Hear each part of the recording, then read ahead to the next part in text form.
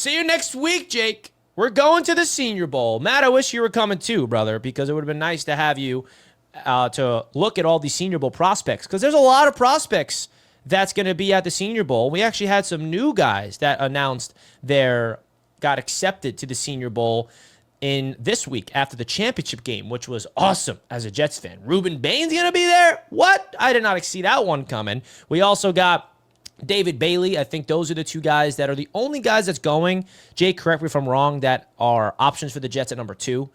I think that, the quarterback class is interesting at the Senior Bowl. You got Garrett Nussmeier, you got Pavia, you got all these other guys we're going to keep a close eye on. You got some intriguing wide receivers, I think. So what's your guys' thoughts heading into the Senior Bowl? Jake, this is your first time covering it, but what are you looking forward to the most at the Senior Bowl this year? The party vibes, man. Mobile. They call it the Vegas of Alabama. No, I'm just kidding. But I'm excited to be down there with you, Richie. We'll have a lot of fun. Look, I think you kind of nailed it, right? Ruben Bain and David Bailey in play for the Jets at 2. So from that perspective, we'll be locked in on them. And among the quarterbacks that I think could be on the Jets' radar, Garrett Nussmeier, who a year ago was projected to go first overall in Todd McShay's way too early mock draft to the New York Jets. So that was a year ago. Nussmeier did not have a good final season at LSU. They had the coaching change. He played through injury. It was a mess. What if he's now healthy? What if he looks really good? Could he elevate his stock to day 2 status? And the Jets with their 2 second-round picks, is he in play for them there? I could see it as a possibility, so I'm locked into him. And it sounds like we're going to get some of the guys beyond just Ruben Bain who are in that national title game participating. I mean, we'll see Elijah Surratt. He'll be fun to watch. Another wide receiver that played big-time college football, Casey Concepcion from A&M, is projected to be there as well. So there'll be some guys that I think the Jets will be looking at closely, either at 2, pick 16, and then even, of course, one of those 2 second-rounders they have. So I'm excited to be out there. Yeah, there's a lot of guys that rise that you don't see coming. You go to Mobile. That's why it's called the draft starts in Mobile. Like, this is the kickoff of the NFL draft season. And there's going to be a lot of interesting guys that I'm excited about. Stacked wide receiver class in terms of how many people are coming.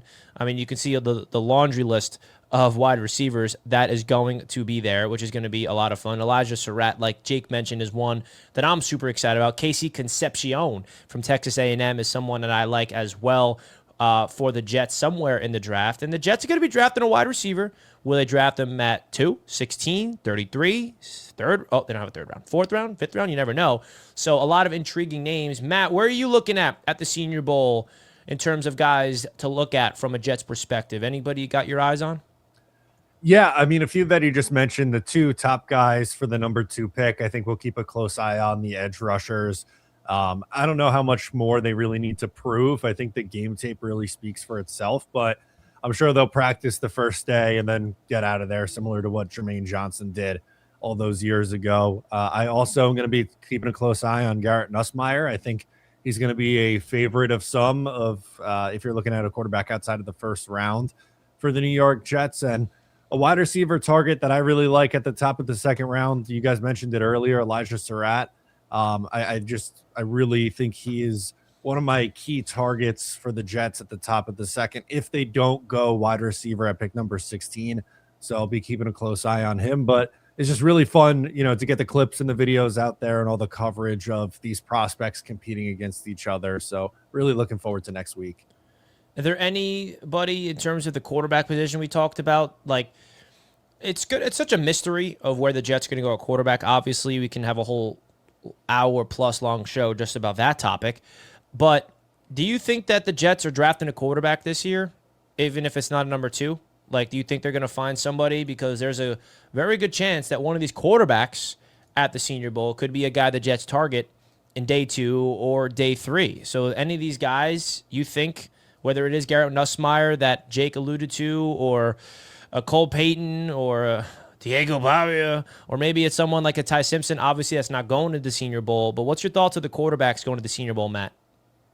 Yeah, I think you absolutely want to take a look at these guys. I would be pretty shocked if the Jets don't take a quarterback at any point. That's not to say that it's definitely going to be a first-round quarterback. It still could be. I think Ty Simpson is in play for them in the first round, but it would be it'd be strange to see them just only go the veteran approach. I think they need to completely redo that quarterback room. So that likely means adding someone at some point during the draft. And, the Senior Bowl is a perfect time to get down and see these guys.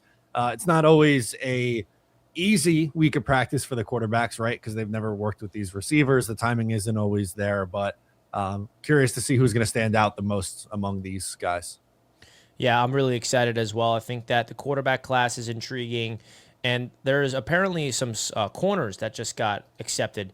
The Miami corner that apparently is the top slot corner. The Jets, are they rolling with Brownlee as their starting slot?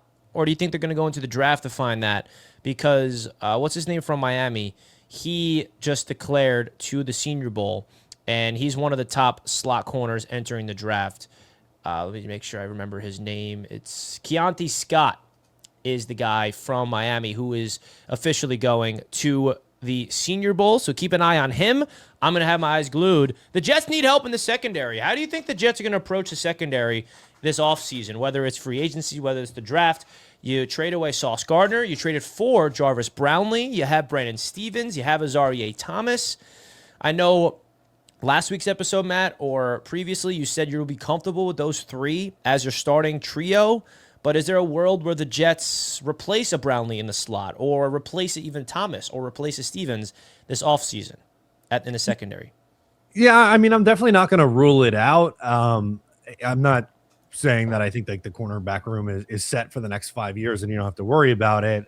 My reasoning behind it was more so that I just think that there are bigger holes on the team. But, similar to last year, going into the draft, corner didn't seem like a big need. And then the Jets at the top of the third round, they end up taking A.Z. Thomas. And it came as a little bit of a surprise because you were thinking, well, you have, Sauce Gardner and you have, Michael Carter at the time and you signed Brandon Stevens. So what was the play there? But if there's someone on their board that they really like and view them as an upgrade, then yeah, I don't think you can rule it out. My point from earlier was more so that, again, that I just think that there's other bigger issues on this defense in particular. So, we'll see what their approach is.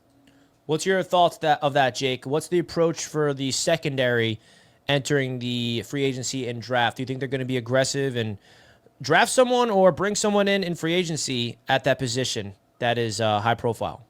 I could definitely see them looking to make major improvements to the safety spot. I think corner's still a need. I don't think anyone should be handed a starting spot on this team, including A.Z. Thomas, because while he was impressive when he played, he still only appeared in 8 or 9 games as a starter and got hurt. So I don't want to hand anyone anything. I do think Brownlee has the leg up to be the nickel, but if they go BPA with one of their premium picks here, and it happens to be a guy that could play corner, I don't think I'd be stunned because the defense, again, they had 0 interceptions this past year. They need playmakers. And if you think you could find a big time talent when you're on the clock, let's say at 16, I don't think we could just rule it out, even though they do have some young guys that I think we like. But again, you had 0 interceptions over 17 games. So I think everything's got to be on the table.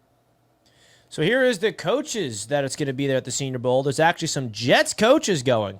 Coaches that I'd never heard of. Junior Taylor. Who's that? Anyone? One of them is the wide receivers coach, and the other one was a special teams guy. So I guess Taylor's the wide receiver one, and then our assistant special teams coach is the other Jet-related assistant, I believe. Offensive line coach for American is Brian Natkin, and then you have Junior Taylor, who is going to be the wide receivers coach for the New York Jets. Always good experience to get your own coaches there, which is a positive. I remember that year where we had the whole Jets staff at the Senior Bowl. They don't do that anymore. By the way, the coach I was don't. confusing is coaching the East-West Shrine Bowl. So the Jets have an assistant on the East-West Shrine Bowl staff, and they have 2 on the Senior Bowl staff. Got it. So the model's changed, right? It's not the one team's coaching staff takes it over. Now they're bringing multiple different ones. Yep, that is correct. They stopped doing it where the full staff would get the coach teams for competitive advantage purposes. Because what's his name stepped down from, was it Jim Nagy?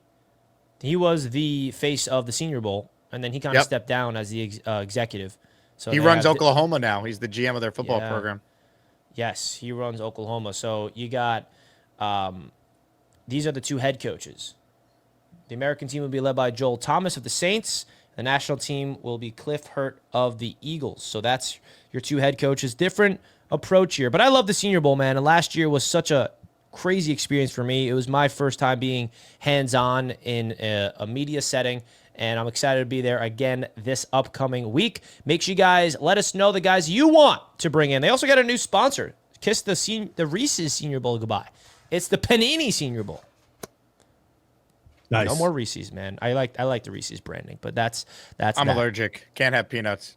Well, there you go. And then you like paninis, Really? right? I didn't know that. Yeah, all nuts, peanuts, tree nuts, D's nuts. Can't have any of them. Wow. Well, that's good to know. Matt and I share an allergy, you know. I like how Richie just rolled right through that one. That was great. Well, it was just expected, you know. Do you know what Matt and I are allergic to? Gluten. Is that right? Yeah, celiac disease, baby. Let's go. Celiac brother. disease. We're actually That's building tough. a podcast for the offseason, Celiac Media. I'm in. We're going to start a celiac roundtable. We're going to It might get more views than regular season Jet roundtables. If the Come on, Jets are Matt. as Let's bad be as we gluten-free think they might be. influencers. We can do it. I'm sure we could be the new what? Who is it? Phil hates gluten. That's I Yeah, think, the dude. one Phil I know. hates gluten. That guy's awesome. I love it. All right. All jokes aside, fellas, first super chat of the show. Fellas, Woody needs to make Jim Leonard the highest paid DC in football. Muji needs to tell him he will have input on the number 2 pick. Leonard is the guy. We talked about it before, and I agree with everything you had to say, man. I really, really do agree. I hope Leonard is the guy. I think that would be the hire that would absolutely spark some life, especially in fan base, because a lot of the fans are not really energized in terms of believing what's going on. I think a Jim Leonard hire would go a long way. So thank you so much for the super chat, my man. Really do appreciate it. We got another super chat from you. Dream draft is Arvell Reese, Ty Simpson. Will you copy Mel Kiper? Elijah Surratt, Dylan Thinneman. We have too many needs to take another corner. Thank you guys for this. What's your thoughts of his mock draft, Matt? I like it a lot. I mentioned Surratt at 33 before, and this is a man after my own heart there. I also like Thieneman, the safety out of Oregon. That's a good one. Arvell Reese, I think, is an exciting prospect. And some are going to say 16's too early for Ty Simpson, but I think he's going to go in that range. So that wouldn't surprise me at all if this is the route that the Jets ended up, deciding to go here. I could see Ty Simpson be a late riser in the draft process when it starts, just because of the premium position that it is. We see that every year, but I don't know. Drafting a quarterback at 16 that you're not in love with is a big risk. The Jets better be in love with him. They draft him there. We should bust a nuss in round 2. Go Jets. Okay. I think he means bust a Garrett Nussmeier. We should bust a... He means something. Yeah. That's my interpretation. Yeah, could be. I don't know if you have another one, Matt. No, my thought was Garrett. Oh my gosh. Let's go, man. Let's go.